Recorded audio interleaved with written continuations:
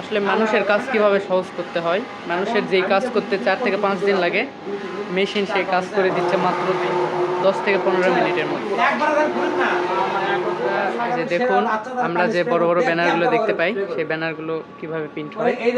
মূলত এই যে বড় মেশিন দিয়ে প্রিন্ট হয়। এই যে ডিজাইন রেডি করার পর এখানে কম্পিউটার থেকে কমান্ড দেওয়া হয়, তারপরে এই মেশিনে প্রিন্ট হয়। দেখতে পাচ্ছেন কত বড় মেশিন।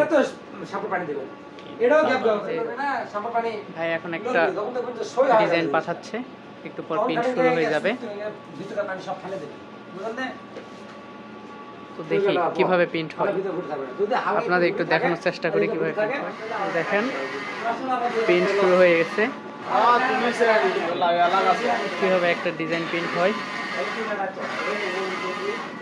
এই প্রিন্ট হচ্ছে কাগজের উপর। এটা হলো ডিজাইন,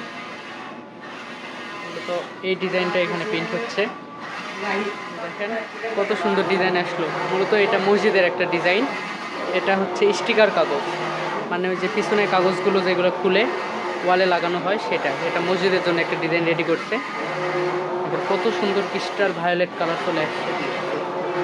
আর এই যে এই পাশে তৈরি হচ্ছে পিভিসি কাগজের আমাদের তীরের ডিজাইন।